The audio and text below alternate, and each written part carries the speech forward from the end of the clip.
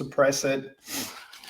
Man, you're perfect. Ladies and gentlemen, welcome back to the True Life Podcast. I hope everybody's having a beautiful day.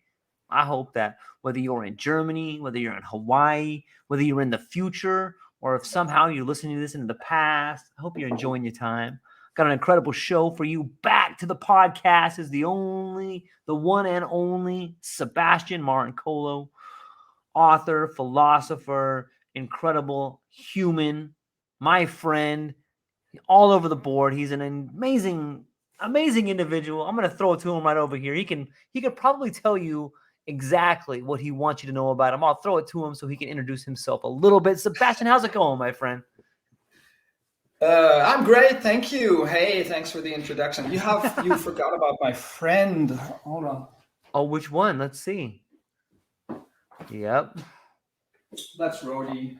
Rody. Yeah, my son and my daughter love to ride on Rody. Yeah. Rody's awesome. I wish they had Rody when I was. Yeah. He's on the show with me today, and he will answer all of your questions better than I do. He's more in a meditative state, and he's always balanced. I love it. I love it, man. You know, we always get into these awesome conversations. We've been talking a lot about cannabis, and we're talking a lot about altered states and awareness. And I thought maybe we'd switch it up. Before the show got started, man, you and I were talking about the potential pattern recognition power of AI and how that might, in fact, help us understand medicine better, man. Would you take it from there? Yeah. I just said that I'm hopeful that we are now entering an age where AI can help us to generate evidence on how complex natural substances like cannabis or others hit various receptor targets in our brain and body, and how, and what they cause. And I think that there's a lot of computational power behind that, because so far we're generating a lot of evidence, or what we do in science is we're trying to stabilize compounds or stabilize substances, pharmaceutical substances. So we look at plants. That's what we've always done. We look at anecdotal evidence, or we look at what societies or shamans or others have said about this kind of tree or that kind of bark, and take the bark. And we know from ancient times that this may be good for reducing pain, and then we're looking for compounds in that bark, and then we find something like aspirin or so, which and as we find one compound that might be responsible for the reduction of pain. But then in the end, what we kind of know is that there are more substances in that bark which also help, and but it's science is more restricted as we see it right now when we generate evidence to one molecule. So I'm hopeful that we're now entering an age where we can probably better monitor and generate evidence on how complex compounds hit receptor targets in our bodies, and so to generate evidence on plants, and on things that we know. And I think it's interesting, if you look at the cannabis world, I always say that the fact that we have huge companies generating various kinds of varieties of cannabis is kind of evidence for the entourage effect, that it's not only the THC in cannabis, it's not only the CBD in cannabis, but it's other minor cannabinoids, it's terpenes and flavonoids that lead to a certain effect, and that different varieties have a different effect. So we I'd say we know that, but we're still trying to find out, is it true that this terpene, that limonene, or that beta-caryophyllene, or that this terpene leads to whatever is antidepressive, or is antidepressant, or that this is better for pain, or this is better for sleep? Because in the end, we don't know if it's like linalool alone, or if it's linalool in combination with a minor cannabinoid plus THC, or et cetera, et cetera. So we're working on that. But as we started the conversation talking about how rewarding it is sometimes to experiment with like ginger tea or other substances or manuka honey or so for, to treat yourself or to treat symptoms of flu or something. And sometimes you hit on something, you're like, wow, that's amazing. But there's not much evidence on it out there in studies. And so there is a huge gap. We kind of know that if we have a synthetic vitamin C, it's probably not as good for us as an orange, So Right. we all know that, basically, really know it. But we still lack the methodology and the computational power and the pattern recognition systems to actually generate better evidence. And I think there will be, and I'm hoping for a paradigm shift in the whole realm of studies, where we're going to different ways of generating evidence for that. And that might be, if that happens, and I'm seeing it already happening with companies coming to, serve for that matter, I see that we're entering a different age, and plants make a comeback. Yeah. It's interesting that you use the word paradigm shift, because in a different age, it seems that what we do as one, like when we see things one way, regardless of what discipline it's in, it seems like we see that in all things. And I'll give you an example. Like if we look at the world today that has presidents and prime ministers and, founders and CEOs, it seems like we're really focused on the one thing that steers the group. Like the same way we try to isolate THC to figure out what works on this particular receptor. But what if you're right? What if it's like, it's not one thing. It's like these 7 things working together to get this result. And like, in some ways you can see countries changing that way or businesses changing that way.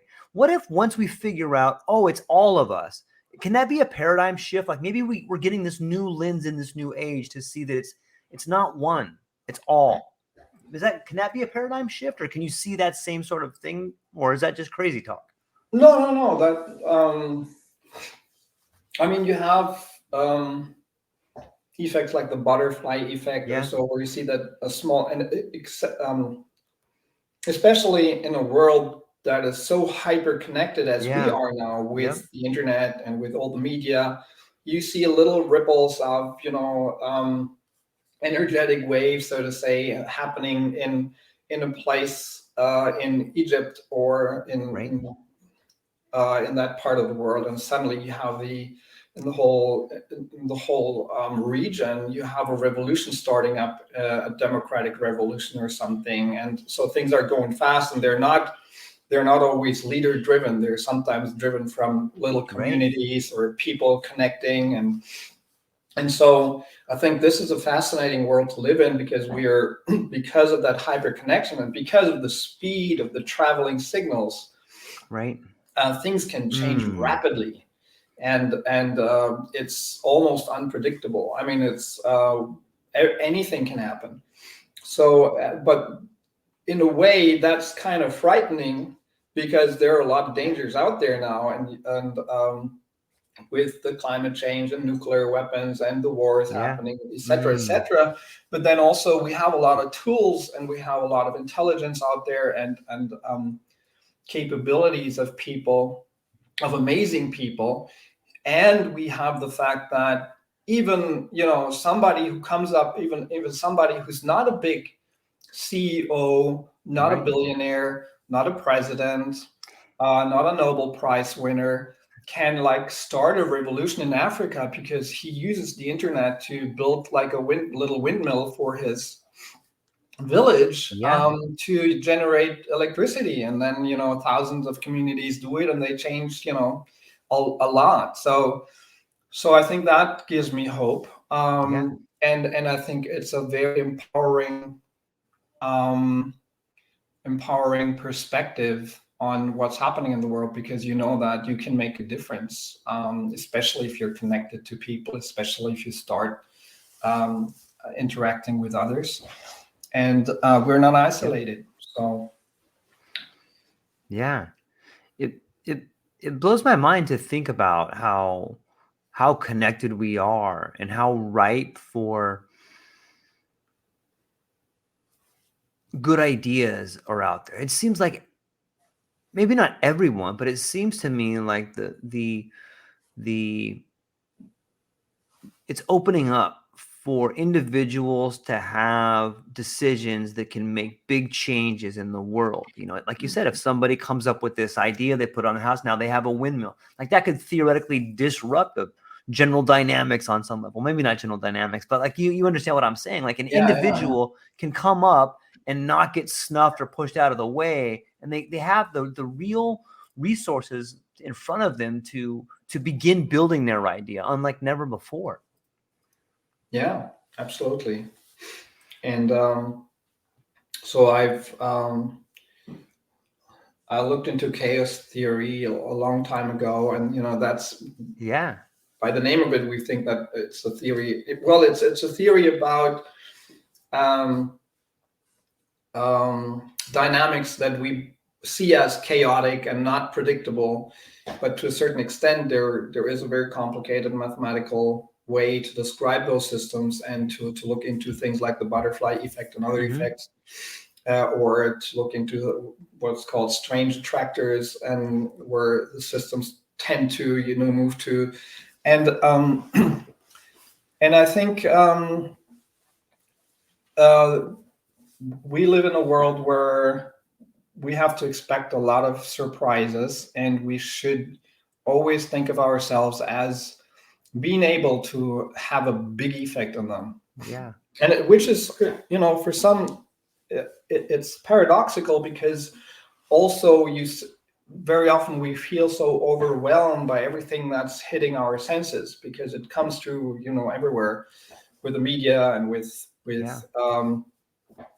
and we feel disconnected because we're not seeing the world anymore, or we're not meeting people anymore with Corona, etc. So we're always staring at screens, and we're talking to phones, etc. But we are hyper connected, and we can meet, and we can make a difference. So it's fascinating. It's a fascinating time, rapidly changing, and I think we in Germany, we same in the States.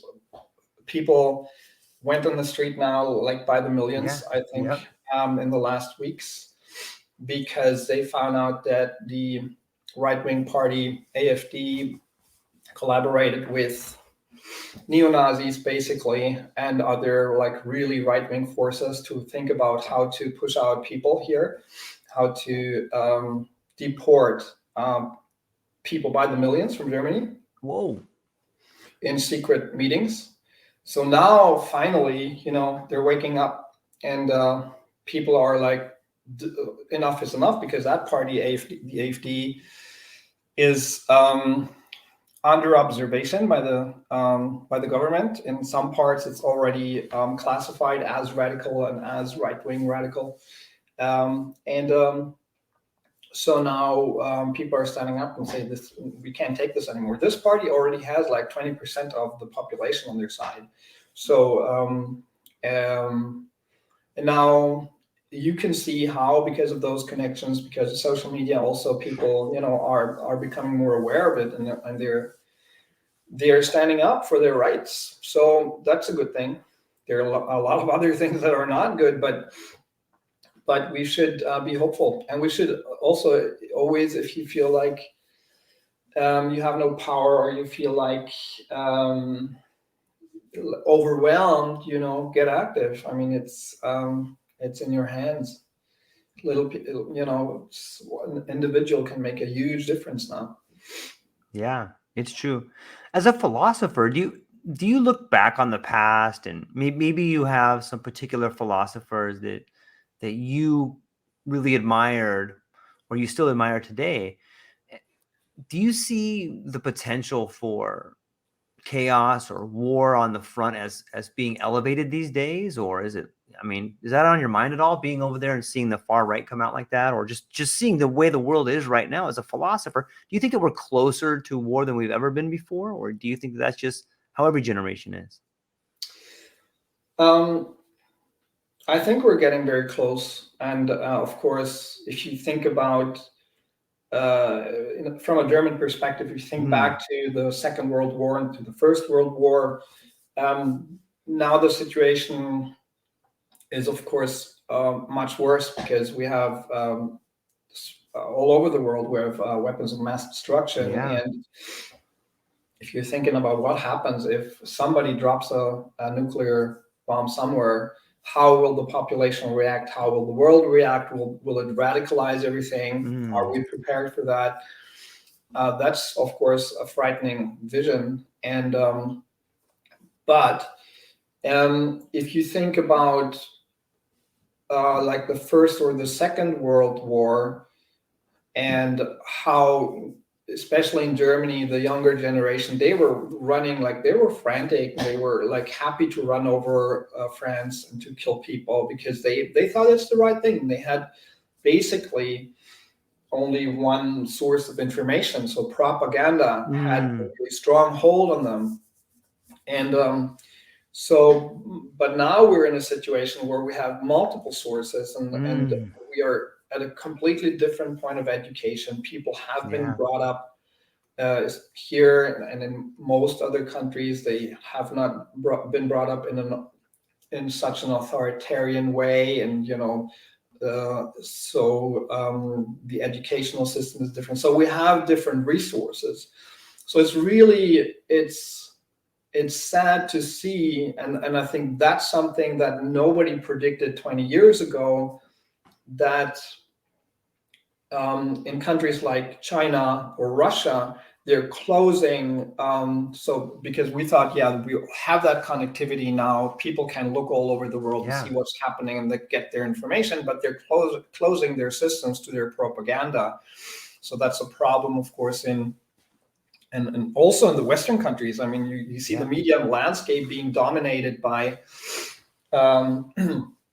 only some big conglomerates of companies or huge leaders who bought the media and then kind of dominate the opinion, make the opinion pieces, etc. So that's a problem, but still we are at a different point all over the world. So we have the resources, and that gives me the hope that we can get out of this situation. That's one of the points. But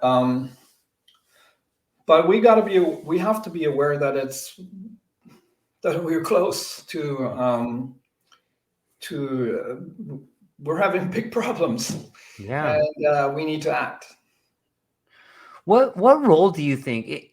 And it seems to me that when you look at, and I don't know for sure, but it seems to me a precursor to war is usually national finance versus international finance. Right? That seems like a problem, right? And that seems like what's happening right now. It's like people are jockeying for control of the centralized power of money. What do you think about that? Yeah, I mean, of course, you see that in the Second World War, especially with the whole crash in the N20s, and then the massive, like lots of people having no jobs, etc. And then the radicalization of the whole society. And here now you see, of course, that the middle class is going down, like in the States. I mean, we're the accumulation of capital in just 1% of the population. That is something we should think about more. And the problem, I think, is that a lot of people get distracted and they don't understand those dynamics. And that politics, no matter what politician from the so-called left or so-called right, they're all serving the system because they're kind of in a way get bribed, and then once they're in the place of power, they make sure that rich people get away with paying no taxes, etc., because otherwise they couldn't even get up in the system, no matter where they come from. Yep. And then, and then it's the foreigners coming, and then, then people tell you it's the foreigners coming. It's because we're taking refugees, or it's because of the Mexicans coming over the border.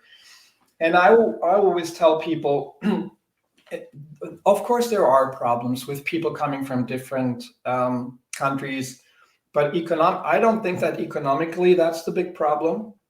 Because a lot of these people bring abilities and they help the country also.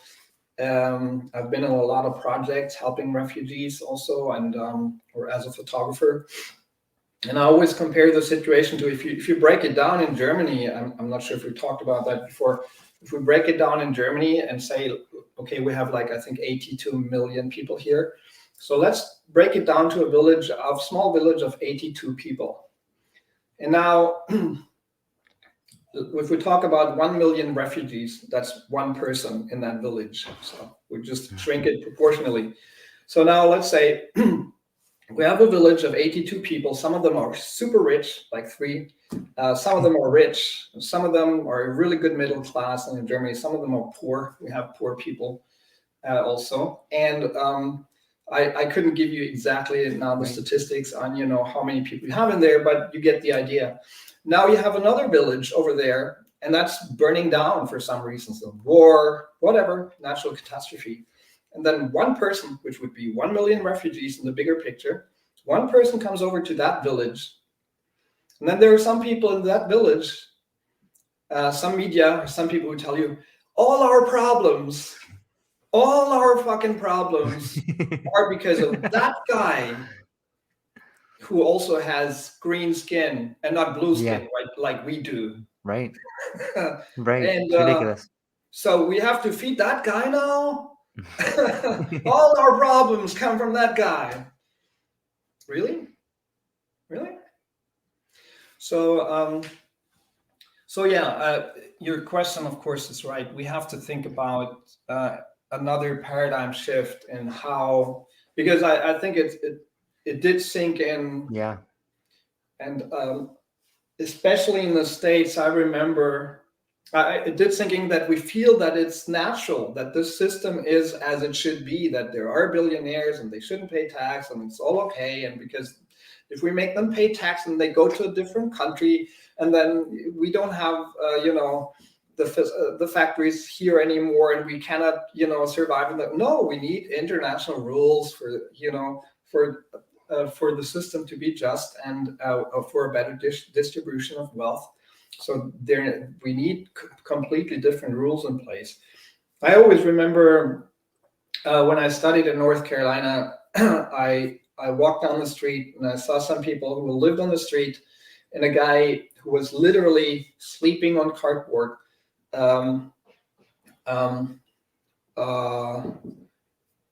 besides the road, got up because there was a white Mercedes limousine, I think, or white, bigger, whatever, Mercedes driving by, and he got up and he was like, when I'm rich, I'm going to drive that car.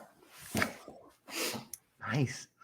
So it's not like, hey, maybe we should think about a better distribution. Why do some people have so much money and don't, have to pay taxes? But it's like, I'm going to be in that place, I'm going to be the one, and other can be poor. So, it's like, so there's something deeply wrong, and we need to change our mindset about that. Yeah, I'm hopeful that it happens. It does seem like, when you pan back and you try to look at it and try to fix it, like no one person can fix a problem this big, but you can fix yourself. Like, you can change your mindset, and maybe that's the answer. Like, saying to yourself, like, look, I've got some things I need to work on, and the better I can work on my things, the better society is going to be. But it's so much easier to be like, we got to go get these people, we got to get those people, instead of looking at you on the inside and understanding that you relate to the world in a way that is problematic. it's much easier to point the finger and be like, it's the green guy, or it's the rich guy, or it's the poor guy, or it's the gay guy or the straight guy, Right. and it seems like that division, and now we're back to propaganda on some level, because it does seem like people in positions of authority like to fan that flame a lot. Like, hey, don't look here, look over there. Yeah, exactly. Yeah. Yeah, that's a problem. And it's interesting. We just had a conversation here about somebody who's having real problems, like a friend of mine, with alcohol and not being able to change the pattern of alcohol abuse. And so we talked a lot about that. And I looked into, I read a story of a journalist who also talks, and she talked about how, that she went down that road and drank more and more, and how she went to party and lost control, etc., etc. And it's interesting to see that it's, especially with alcohol, you see how hard it is for many of those, for many people, and of opiates and opioids, of course, also, to get off those substances. But what I find interesting is that if you talk to some people, they come to a point where they just say, enough is enough. No more of that. Boom. And they get away from it and they change their lives. And and if you ask them, what was it? Was it a friend? Was it a therapy? Was it in that one? The journalist that I just talked about, she said she can't really tell. She can't really tell what was the factor, but she just said that she just had the feeling that was just one time too much, and now she's over it. Now and this is something that I feel like with nutrition, when you go down the wrong road and you eat more to satisfy whatever needs you have, but you can't satisfy them. You want to have pleasure out of eating and more eating, and then you feel miserable in your body, and to compensate for that, you eat more because that gives you pleasure, etc., etc., and you go down that vicious cycle. Then I think at some point you might feel so miserable, and you might have a vision or an idea of something else that you just flip at some point. It doesn't necessarily happen, but it can happen. And I'm hoping that in our society we come to that point, because it's going worse and worse. I mean, in Germany, for instance, we see the rent going for apartments. I mean, the prices are the rent. People cannot afford apartments anymore here. It's insane how the prices went up in the last years. So, and at some point, you're like, okay, I'm working now most of my time to just pay my rent. And so the whole system comes to a point where, I mean, they're trying to put the brakes on it, but it's not really working. And the whole dynamics of the capital working its way upward is basically still in place. And I think it's interesting to see how, as a society, we will react to that, because in the next years there will have to be a big reaction, so that's a systemic reaction, and not one of, oh, these people, it must be them, or it must be them, or I must have a little bit more of that won't do it. Right. That illusion would be shattered, because it's not them, and it'll be way too, you cannot paint those people in that direction anymore. And I think that on some level, it's interesting that we talk about the drugs that people have turned to in the past that allowed them to sleep in the hollows of the doorway of despair right there. I think that on some level, if we can figure out, like your book Elevated talks about, to understand how to use cannabis as a tool for mind enhancement, or psychedelics, it seems that these particular methodologies, teachers or exogenous neurotransmitters, whatever you want to call them, it seems to me like they're calling to people in a way that is helping people find their way out of crisis. It's almost like a light at the end of the tunnel for people. And I wasn't around back at the last war or even in Vietnam, but it seems maybe in Vietnam, like, you started to see some of these particular, be it psychedelics or marijuana or cannabis, like it started changing the way people saw stuff, and maybe that's what we're on the cusp of again. If history moves in a helical pattern, maybe we're on that cusp again, but now we have these things in front of us. What do you think about that? Yeah. Well, I immediately think of two times in history where you could see a cultural revolution happening, which is, and I wrote about it in my book, What Hashish Did to Walter Benjamin. Nice. Where is it? There. Yeah, let's see it. Show it. You got it. So it's also a collection of essays. Nice. And I'm showing an image of Walter Benjamin as he sits on the balcony and smokes a joint, which he didn't do. He probably just ingested it. But in this book, I not only explore how cannabis can change individual thinking and cognition in states like pattern recognition and abilities like focusing or so personal transformation or empathic understanding, but also I have a few essays in there that are on how the use of cannabis for enhancements, those enhancements might have changed society. And one is about the early evolution of jazz, where I believe and I argue that we all know that Billie Holiday and Louis Armstrong, who was very, very illiterate about it. I mean, he wrote really about his use of cannabis. He said his autobiography could have been called Gage, which was the code word for marijuana, because he was a daily smoker. And I highly recommend reading Milton Mesro's book, Really the Blues, nice. Which is he was I think at some point his manager and a colleague who played also a great saxophone and other instruments, and who wrote about the whole jazz scene and about cannabis use. It's an amazing book.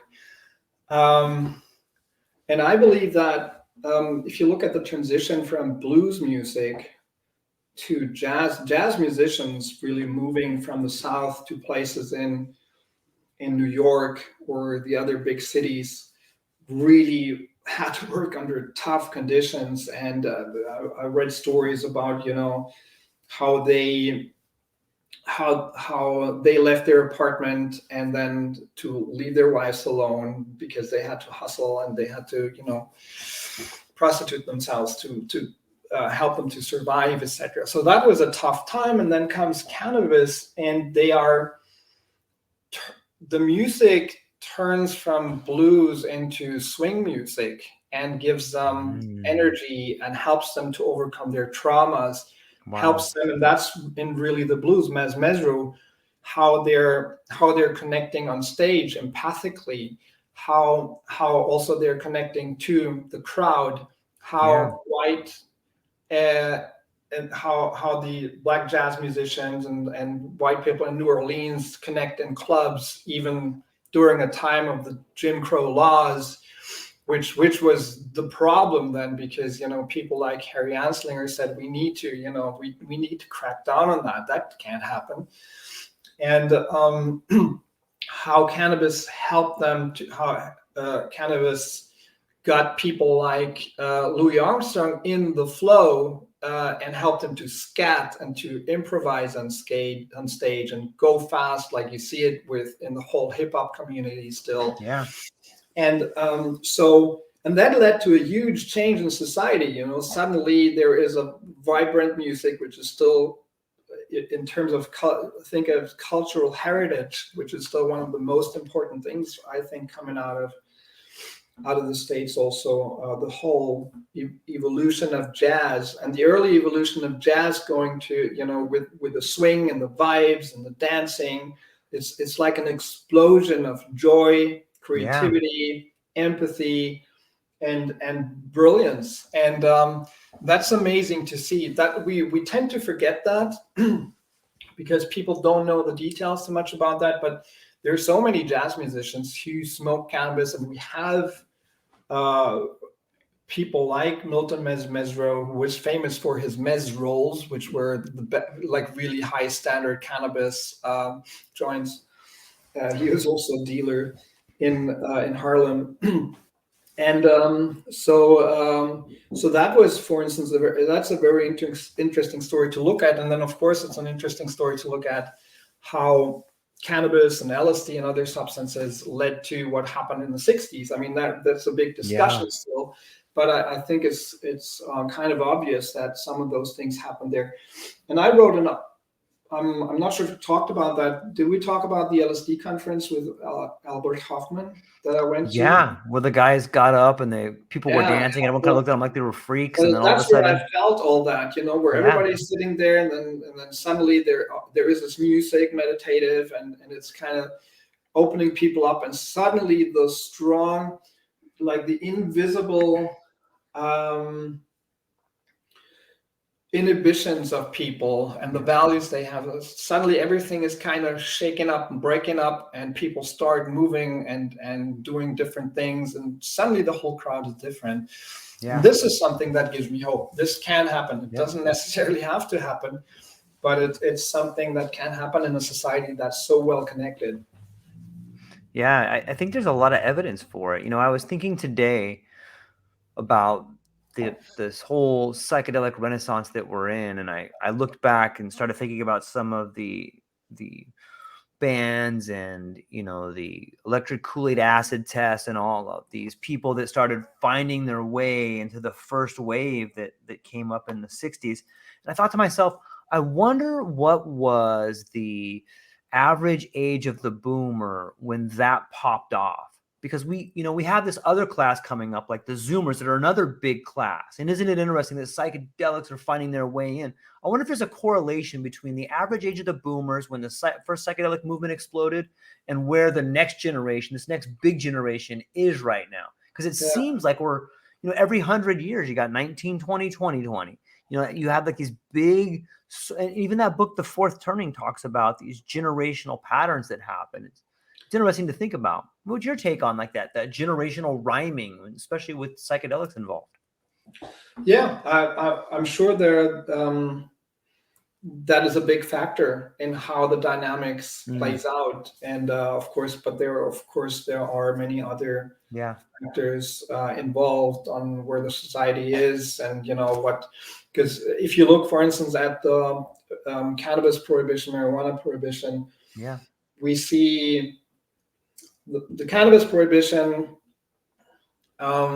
especially in the States. I remember an interesting interesting take on it by a historian. I'm not sure if I remember the name now, but he said that Anslinger basically had a very small agency. He had only like 300 agents or so, and in the 30s, and he drove down a highway, and he looked over fields and fields of cannabis, that were still grown then, and he was like, how am I going to control that? And so basically, he came up with the conclusion that he has to start a big campaign and that disinformation campaign, and he spread lies and he spread disinformation through the media, through the mass media, through newspapers, etc. And that cannabis will turn you into a killer, etc., etc. And all of these myths about cannabis are still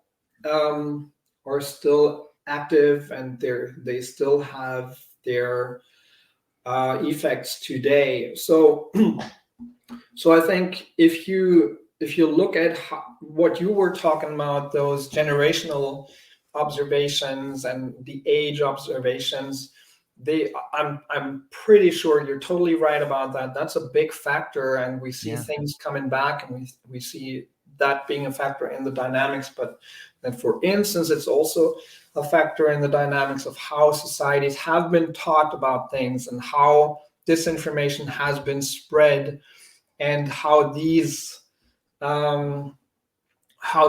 little bits and pieces of disinformation are still active in, keeping people from doing things, so I think it's a very complex equation to look at when you want to really look into the dynamics of all that. But we should never forget two things. First of all, is what I learned through Ronald K. Siegel is all kinds of animals are using psychoactive substances. Ants do it, elephants do it, birds do it, goats do it, and they do it for certain purposes. So in evolution, we're not special as humans. So we have a connection. We are using psychedelics and other substances for certain reasons, and that's really one important thing. And the other one is that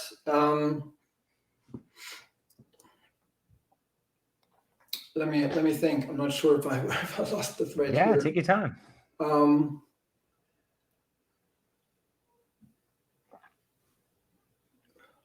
Yeah. So connected with that, let's put it this way: psychoactive substances bring various enhancements. Even alcohol. I just talked about that with somebody.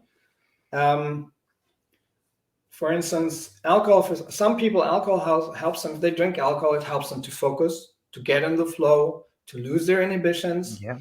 And so these are all things that help, that are kind of universal. I mean, it's not individually the same, but some people might say, I remember my philosophy professor said that he works best when he has had half a bottle of scotch.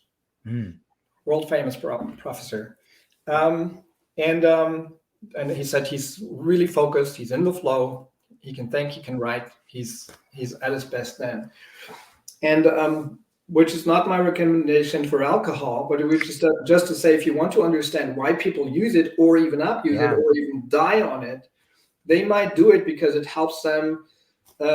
Think Big Bang Theory. What's that guy's name? Who's Raj?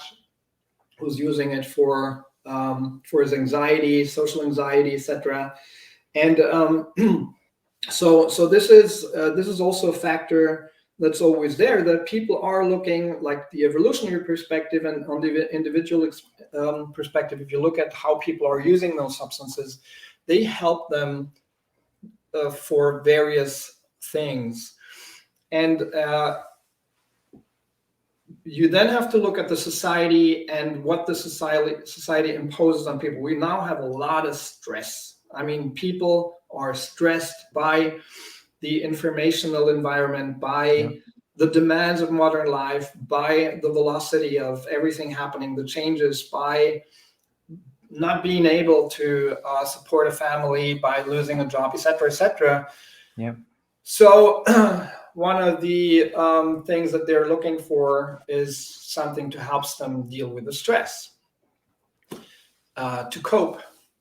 So then the society turns to, or a lot of people turn to cannabis because cannabis can help amazingly with stress. And then others come and tell them, you have a problem with cannabis. Well, maybe not. Maybe they have a problem with the stress. Yeah. And maybe the cannabis then can be, maybe they get into an escapist use, which can also be a problem and reinforce the problems they already have. But the original problem is not cannabis. It's not like very often that's a point about addiction or substance abuse behavior or disorder is like the standard view, or so to say. Many people think about it as there's a normal person with no problems, and then there's a substance like a very addictive, bad, evil substance coming from the devil, and then the person is going down. Right. And of course, we know that's bullshit. Yeah. So that these are, to sum that up, I mean, we have to think about the evolutionary perspective. All animals have always used various psychoactive substances for various reasons. That is part of our DNA, so to say. And these substances can help us with various cognitive abilities.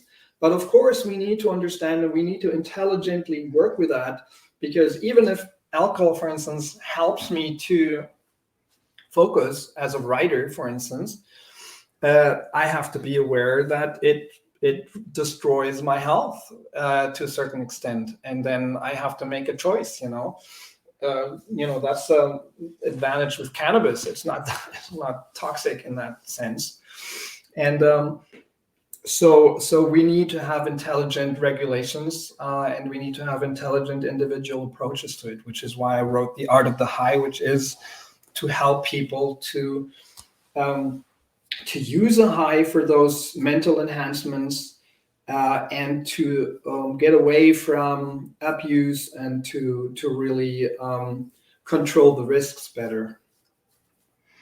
Yeah. There are risks. Yeah, without a doubt. It's interesting to think, when you say that there's risks and we talk about these different substances, or we talk about this substance coming from the devil, the word relationships comes to mind. And I think about, I used to smoke a lot, and then I used to dip sometimes. And, it's really tough to quit those things because they're pretty addictive. But what I did is I just changed my relationship to it. I started growing like this Hopi tobacco, and I would chew some of the leaves. And in doing so, I fundamentally changed my relationship with tobacco. It used to be my relationship with tobacco was sort of this synthesized, semi-organic substance because it had so much stuff in it. But when I started just growing the plant and then chewing the leaves, like on some level, it helped me. And with, having leverage on myself, like, look, I got a family. I don't want to smell like smoke. Like you have the leverage on yourself, but you also change your relationship with the substance. And in doing so, you change the way you act together when you're with that substance, or how you consume that substance. But it's changing your relationships with everything. It's an interesting process. Yeah. So what would you say, what does that tobacco use do for you? And it's interesting because I think my relationship with it changed. In the beginning, it was like a social function. Like I would have a cigarette when I would drink some beers, and it felt pretty good, and it was more of a stimulant. But then the further down the road I got, it was more of like, more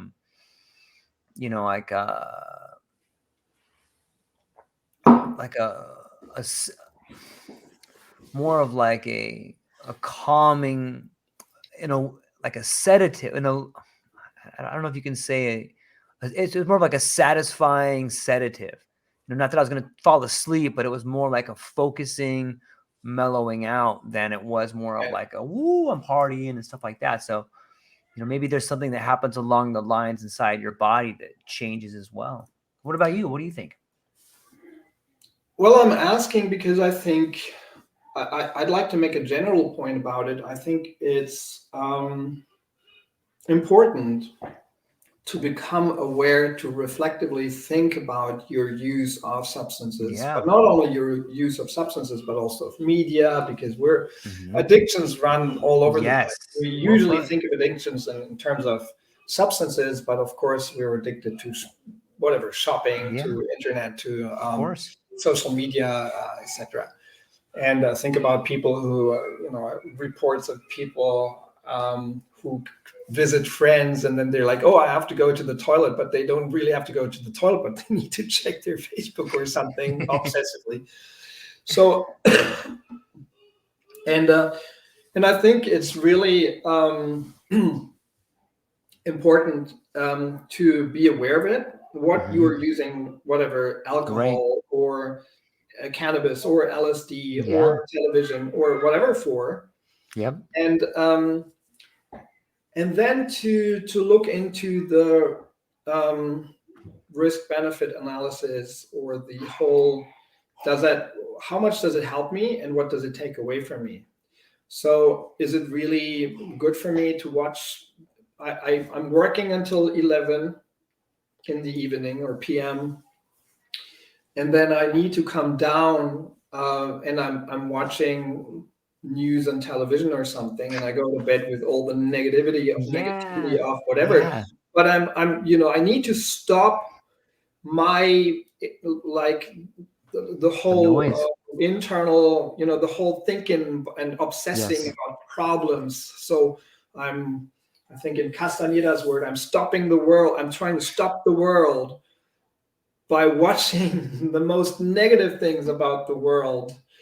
And so we need, once we become aware of those things, it really helps. I mean, it might help to watch television to stop me from thinking obsessively about my problems, because it may not be a problem that there's a flood in India or something.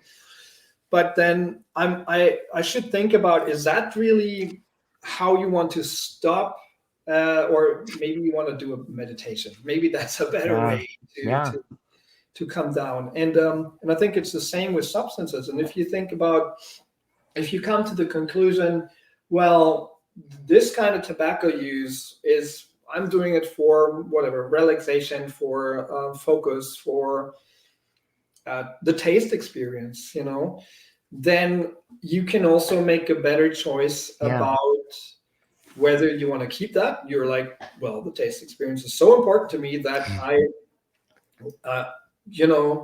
I can deal with everything else, with the negative, whatever impact of nicotine, et cetera, et cetera. I make a conscious choice about it. Or you say, or maybe you come to the conclusion, well, if it's, for instance, if it's just a taste experience and the sedation that I want out of it, or the little moment, well, maybe there are other ways. Maybe maybe I can replace that with something that's healthier to me. Yeah. And I think this is the kind of mindfulness that we should have, and that we should arrive at. But the first step is an introspective process, is like to be able, and I feel that a lot of people, and this is also what I've tried to do with my The Art of the High, is to give them a vocabulary to talk about their mental states. What is it? And to get an overview of the possible enhancements, but also risks. Like, just one example, if you smoke or if you inhale or consume cannabis, you have an enhancement of episodic memory retrieval. So sometimes you feel it's what's happening with LSD as well. Sometimes or with other substances, that you feel like you relive moments that you had like 20 years ago or as a child, and like you can see everything, you can feel everything that happened, and that's an incredible value to your life.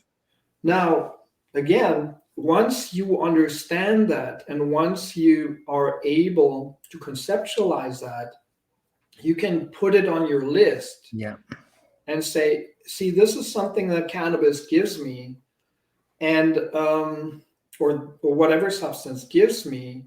And then on the other side of the list, you have, well, but that substance may lead to this and that, or it may lead to some damages or some risk, or I do it too often, or I get a problem in my relationship with it, etc.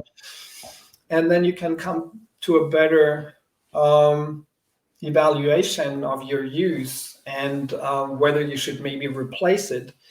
And again, I think I said that before, but I think what is central to my thinking is also the notion of coping, because we are using a lot of psychoactive substances as coping strategies. We want to cope with stress, for instance. We want to cope with post-traumatic stress. We want to cope with our depression. We want to cope with our anxiety. And I remember from a conference on mobbing and suicide, I think it was, that somebody said, like, a teenager who comes to a therapist and says, here, I'm using a knife to hurt myself, when I'm in certain states of despair, as a therapist, you're doing the exact wrong thing if you say, hey, you freak, stop that. What you should basically say, like, what? What are you doing? Pervert? Go out of here. I don't want to see that. So what you should do is to tell that kid or that adolescent, like, hey, congratulations. Mhm. Congratulations. You have found a way to survive probably because of mobbing or post-traumatic stress. You are falling into states or you're falling into moods where you can't feel your body, where you feel desperate, and you probably also feel suicidal, and you want to jump from the balcony. You haven't done that because you have found a coping strategy which is cutting your skin, which makes you feel alive. We know that if you cut your skin or if you hurt yourself, endorphins are released. So you come to your senses. You're probably a little bit happy or something, in a weird sense that we wouldn't, but it's happening, and maybe it takes you through the suicidal stage and helped you to survive. So congratulations, really. But maybe we need to think about slowly replacing that coping mechanism with something that helps you to not hurt yourself, but to still cope with whatever problems you have. And I think when we talk about cannabis, for instance, maybe cannabis is perfect for you. Maybe cannabis is not only a coping mechanism, but also something. That's how I feel about myself. Where I feel I don't have a problematic relationship with it. I've never felt like I'm doing too much. I never felt I have a problem in my relationship because of it. I never felt like I'm using it with tobacco and hurt my lungs. And I get those enhancements and I know how to use it. So I don't feel like I need to replace that. It just gives me something, and the risks are really low. And, the only problem is the society as it looks on it. But so sometimes you might find that what you're doing is just fine. Maybe, but also maybe, if you feel like you've been using cannabis to cope with your with the death of a near one. And you've been smoking for a whole year, day in and day out, a lot, and that also kind of made you sleepy, and you're not really functioning at work for some reason, or et cetera. It helped. Still, a therapist might say, or a friend might say to you, congratulations, you found a way to cope with your sadness. But maybe you should think about a different way now to enter into a more healthy relationship with cannabis. But then we first need to satisfy whatever cannabis helped you to do, which is probably, maybe, for instance, in that case, maybe you get a therapy and you think you have somebody to talk to and get through with your trauma, with your sadness. Sorry. And maybe cannabis will stay part of it. Maybe cannabis is the right thing for you to go through it. Maybe that is it. Maybe you find something better. Maybe you find meditation practice to help you with that. And then once you've done that, maybe you get back to cannabis and you say, hey, now I'm open for different relationship to cannabis. And now I don't need it anymore to cope with my sadness. But now I'm using it to get high, have a great evening with my friends, enjoy a meal, have a great taste experience, complex taste experience, be creative in the kitchen, listen to music, hear new nuances in the music, generate ideas for my novel that I'm writing. And I'm doing that once a week and I'm fine. So I think, I believe that a lot of people are already using cannabis, alcohol, MDMA, for many more reasons they could probably tell, and that society would admit them, Right. They're using it for empathic understanding, for connecting with other people, for connecting with their bodies, for de-stressing, for addressing their fears, for disinhibition, for etc., etc. There's such a long list, but we need to become, as a society and as individuals, more aware of what does this kind of substance give to me, and am I fine with that? Is that okay? Is that a healthy relationship? And should I stay with it as it is, or maybe I can maybe I need something different for my stress, for my pain, for my whatever, and then I enter into a different relationship with the plant. So that's very also non-judgmental, because a lot of people, I think, have come up with great coping strategies. Of course, society mostly tells them, you're a freak, you're a criminal, and you have the problems because you don't have problems because your alcoholic dad told you you're an asshole and he put you in the cellar for days, etc. That's not your problem. Your problem is that you're taking cannabis, my friend. So that's my perspective on how people use psychoactive substances and how they self-medicate, and how they not only self-medicate, but how they use it also for inspiration and other things, and enhancements, and to lead a better life. I mean, they're to connect with other people, to be in a group of friends, to be better people, to be more outgoing, to be in the flow, etc. But then I always tell them, think about yourself, develop the tools to reflect on yourselves. Your friends will help you take their feedback. They're not the only ones, but it's always good to have people around you to tell you, hey, I know you're really funny when you're drinking, but I have a feeling it's getting out of hand. And so take that advice if necessary. Take the advice of selected therapists. Problem is with therapists that some of them have their prejudices, and they will put more shame on you than you'd need. But there are good people out there, and then it's our responsibility as individuals and as a society to come to a healthier relationship with psychoactive substances, because they are amazing tools and they can be used for amazing goals. Yeah, it's well said.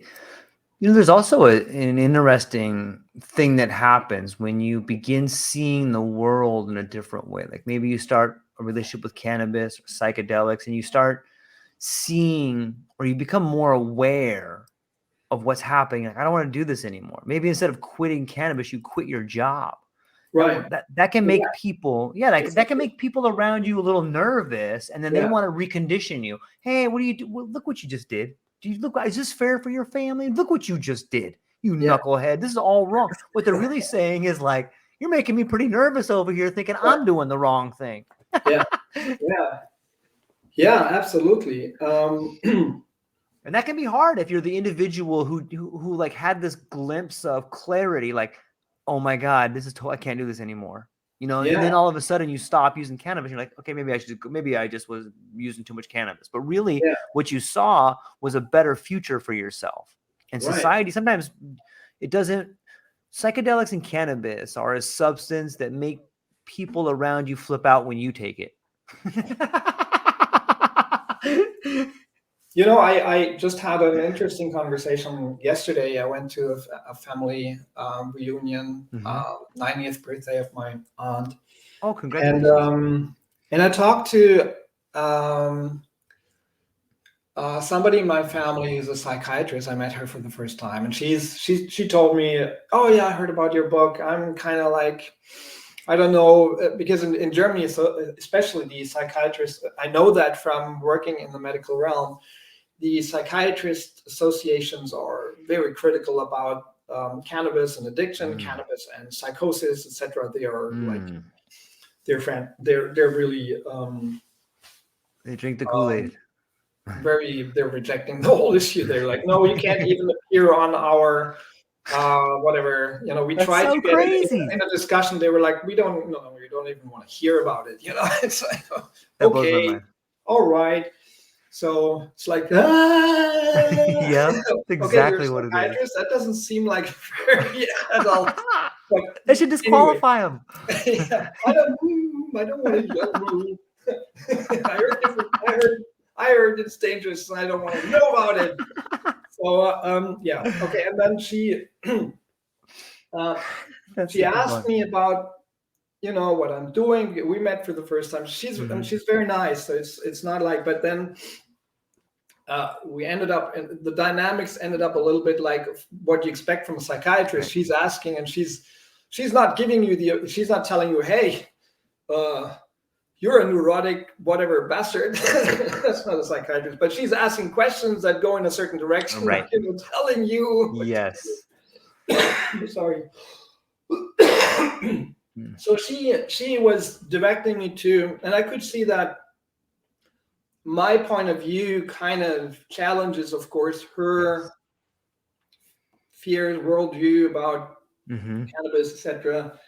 And then she got a little defensive and steering into the direction of, don't you think you have an unhealthy, well, you're still, okay, you had so much problems working as an author, and, your books was tough to write, and you didn't get funding, and then you worked in the medical industry, and yeah, you helped those people, but then you had problems with that company, and then you did this, and you had problems with that, and society does look down on you, and you're still on the subject. Don't you think you have an unhealthy, obsessive relationship with the substance, with cannabis? What's wrong with you? Don't you see that something is wrong with you? And I was like, well, the thing is, or actually I didn't come to it because we were always interrupted by kids. So it didn't, it kind of ended, I was making a bit fun of her, and I said, yeah, I'm still trying a little bit. And if this doesn't work out, then I'm coming back to you, and you're going to heal me from my obsession with cannabis. And then I'm going to be fine.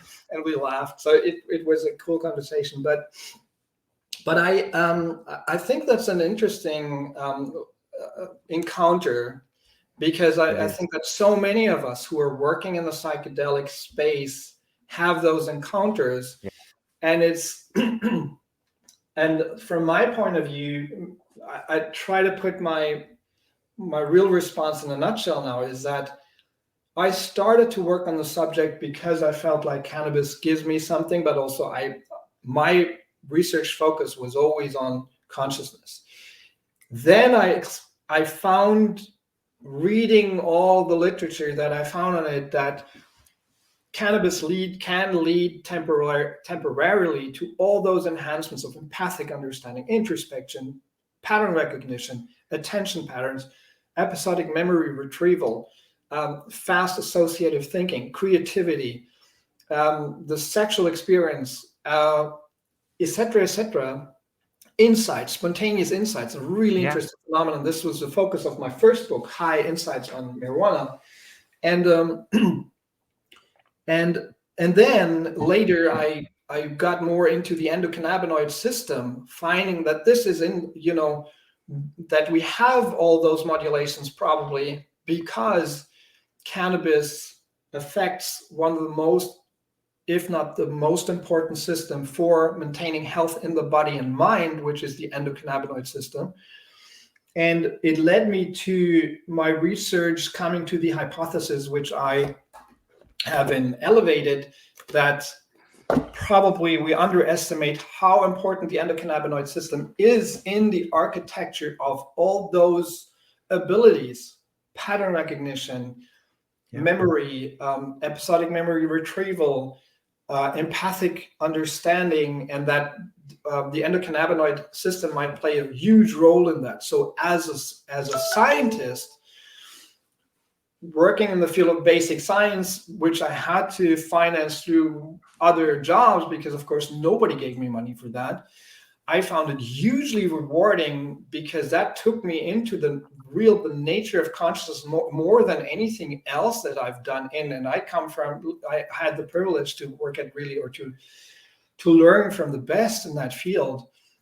And I'd say this was a really rewarding, not only personal rewarding, because I had those enhancements myself, and I have some of my insights coming from cannabis use in those books, but also because as a scientist, I'd say this took me to a route of understanding the human consciousness, which was amazing. And I hope that I can transfer some of that in my books.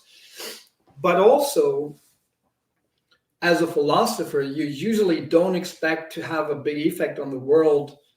You'd expect that maybe 200 years after you die, your book that says, maybe I should shoot that person, that moral philosopher says, I can't just shoot him because he has green skin. Okay. Now, and then but then, you write a blog, an expert blog, and people come back to you because it was translated to 5 languages. And somebody from New York writes you that he had a traumatic experience and cannabis helped them, and how your work has, affected him and how he's using it.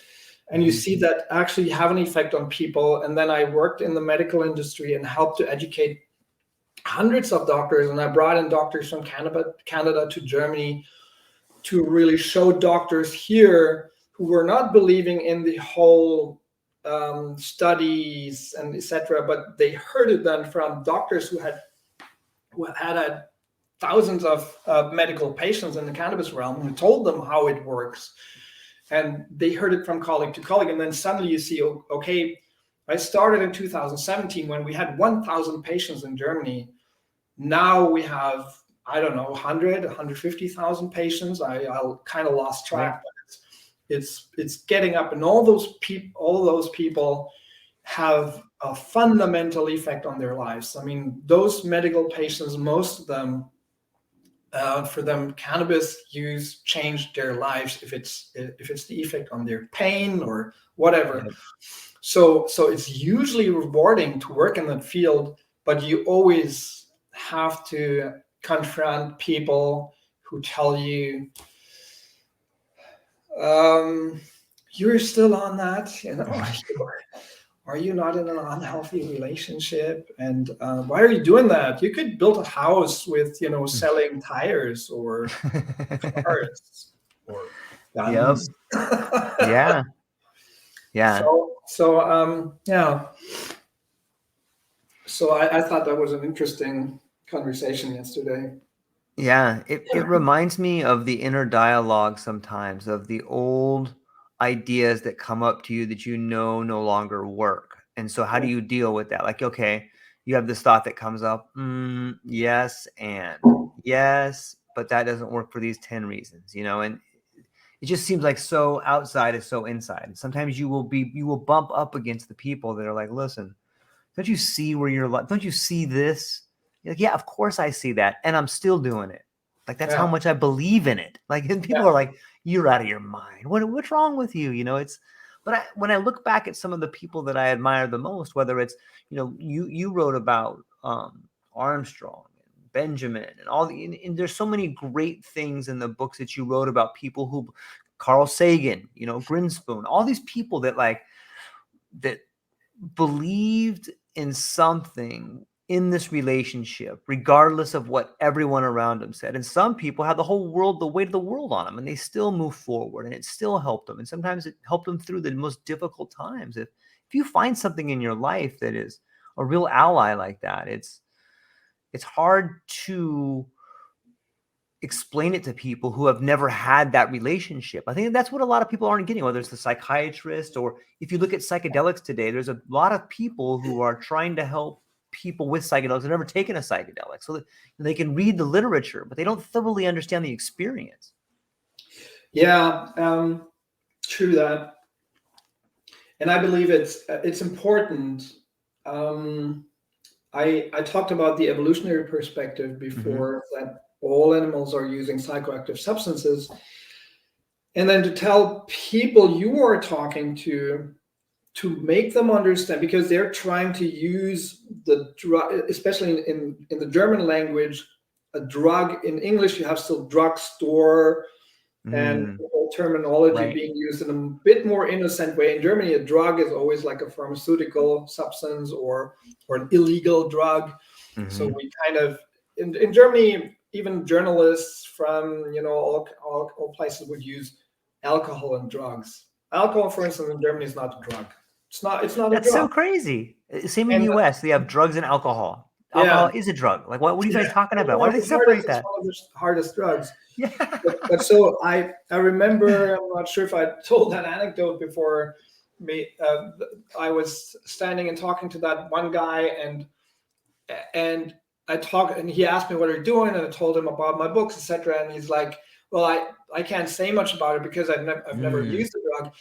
And he was standing there, and I'm not kidding you, and I'm not exaggerating anything. He was standing there. He had an espresso with sugar in front of him. It was in the evening. It was a party with a lot of sugar, and in his hand was a glass. Who was, I think, a vodka Red Bull and a cigarette. That's hilarious. And it was like, I looked at him, like I looked at him and I was like,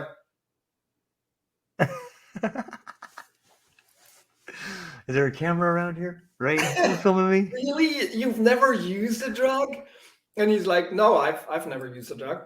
And I'm like, okay, let me take you slowly through it. There's caffeine in your coffee, and there are like a dozen other substances that could be called a drug, but let's keep that out of the equation. Then there's sugar, which is technically a drug, an addictive drug in your coffee. You're holding a glass of Red Bull, with vodka. Alcohol is a really strong drug. Red Bull, another drug, another drug. And in your cigarette, I'd say, conservatively speaking, sorry for that, there are probably like 60 substances which are addictive and mind altering and etc. So you sure? You never had it? And you're like, what you mean? And I think this is really important. We need to make people aware that even if they have never taken a drug, right? We have taken a drug. They're drug users, and I keep calling people drug consumers with a long history of drug consumption, and they always go like, "What? Like, what are you calling me?" And I'm like, yeah, you're a drug user with a long history of drug abuse. Because if you belong to 1% of the population or less than 1%, then maybe not. But unless you're a weird, or unless you're a really outstanding person, like some case that is really rare to find, you're using sugar, you're using caffeine, alcohol, or cigarettes, or whatever kind of substance, and we need to make people aware again that they have altered mental states, bodily states. They're influenced, and that's what we all do. We influence our moods and our wakefulness states and our sleep and we use food and drugs to modulate mental states and modulate bodily states. That's what humans do, and that's what animals do. Koalas know how to eat certain leaves of a tree. I don't know, eucalyptus or something. I think it is. I think so. They know how to use certain leaves. I'm not sure if it's the older leaves. I don't remember exactly. To down-regulate their temperature. If it's hot, and if it's too cold, they're using the younger leaves or other leaves. They know exactly how to do it to get their body warmer. So, I think we should at least be as intelligent as koalas about our use. Yeah. I'm really sorry. I need to. No worries, man. I think that's a good spot to leave it, man. I love talking to you, Sebastian. I love where our conversations go. And I love the fact that every one of our sessions have gotten to be a little bit more intimate and a little bit more, they're just wonderful, man. And I really appreciate your time. But before I let you go, man, maybe you can give people Thanks like for the giving me amount of space. Yeah. Before I let sorry. you go, man, can you give people a taste of the books that you've written? Maybe if you have a few right there, maybe you can show them up so people that are watching can see it. Yeah. And I would love for people that are listening to get to hear the title so they can go out and buy them. The books you've written have been awesome, man. And I want people that are listening to this, or people that are looking for speakers, to really understand the brilliance and the pedigree that you have, man. Oh my. Now you set the bar too high. That's how I do it. I can only limbo below that, but I'm trying. Okay. Quick run through. This was the first book that I published, High Insights on Cannabis, and it's kind of like the foundational work for things that I've done later. And it focused on, that was the first phenomenon that I was interested in, insights during a cannabis high, like the aha effect where you're like, whoa, I suddenly have an insight. And I looked into the whole insight psychology, but looking at that effect, I found that I need to look at all the other cognitive effects a cannabis high has, as like on pattern recognition and on your attention, and how the combination of all those cognitive effects combine to, under certain circumstances, lead to insights. So that's not available anymore. It's out of print. And then I almost got a really big, that was in 2010, I published that. And then I got a literary agent in the States who wanted to really put that out. And at some point he said, oh no, but you're writing also about your own experience, you're prejudiced. I'm not taking it. And it kind of never really hit the market. Then I thought, okay, I need to do something different so that I can actually reach a broader audience. And I wrote the positive potential of marijuana, which could have been also the positive mind-altering potential of marijuana, because this is not about medicine or medical uses, but it's really also focusing on, again, like slowly here, just on how cannabis can alter mental states. But it's essays, and it also has an essay on prohibition. It made in 2013 made a huge splash in the media here in Germany.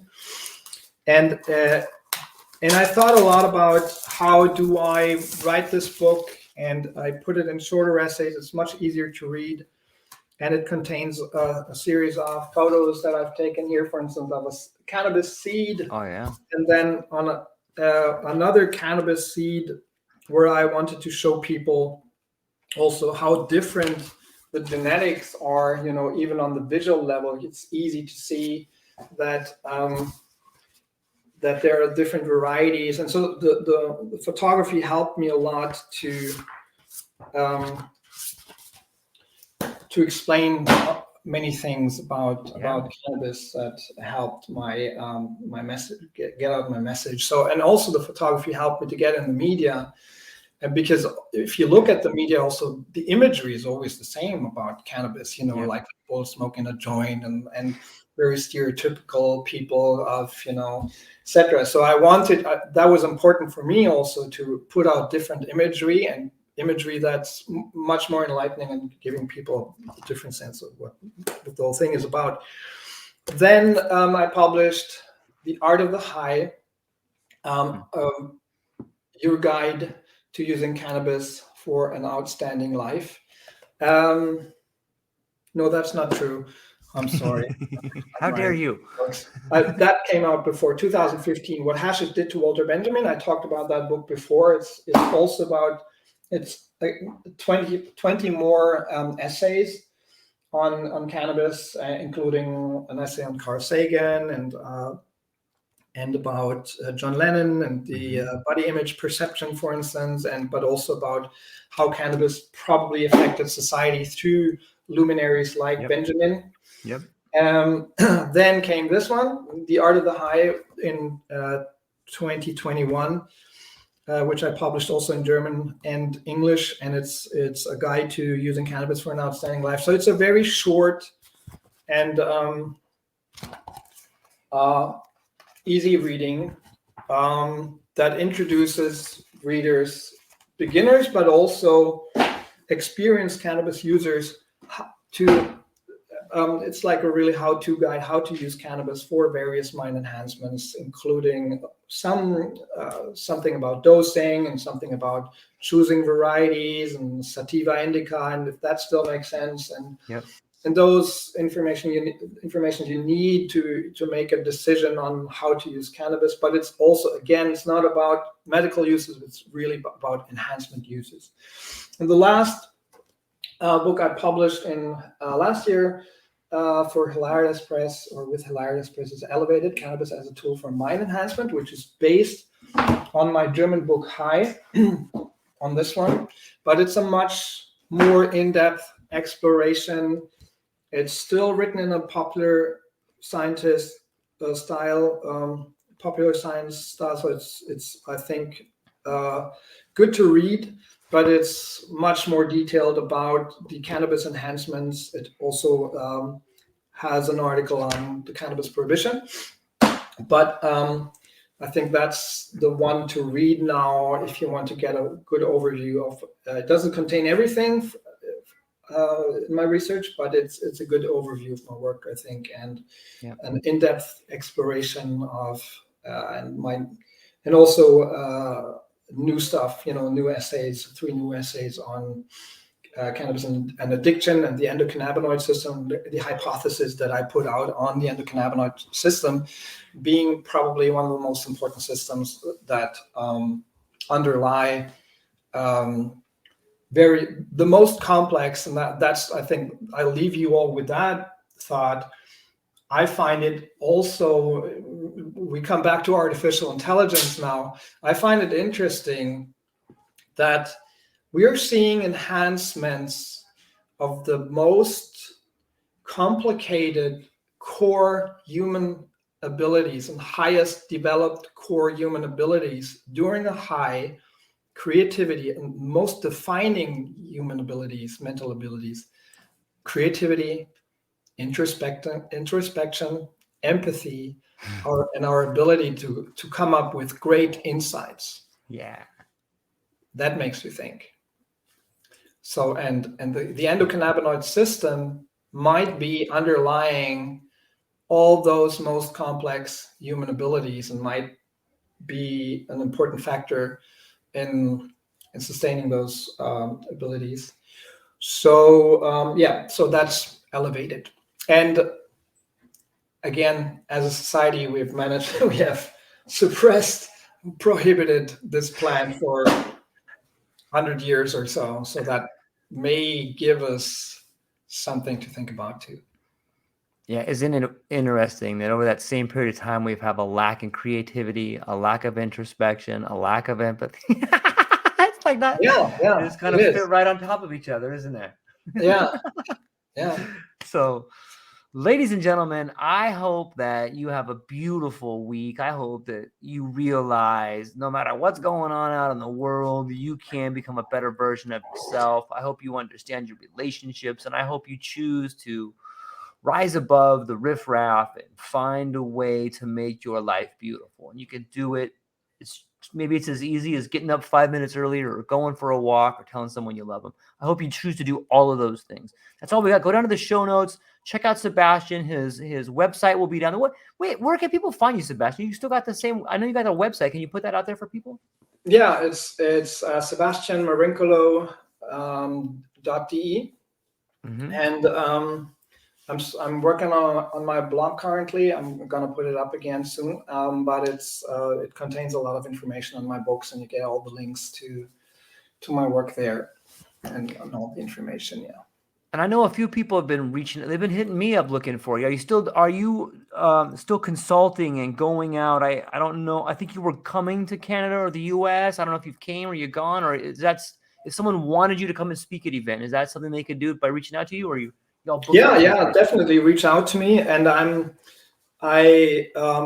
happy to talk about. Also, Right. I'm working on workshops based on the art of the high, and I think what's probably really interesting to people is, of course, the whole general overview of the enhancement uses of cannabis, to come to a better understanding, also for people who are working with addiction, Yes. but also from the psychedelic field, to understand why people are using it, how they are using it, what's the science, what do we know about the science behind it.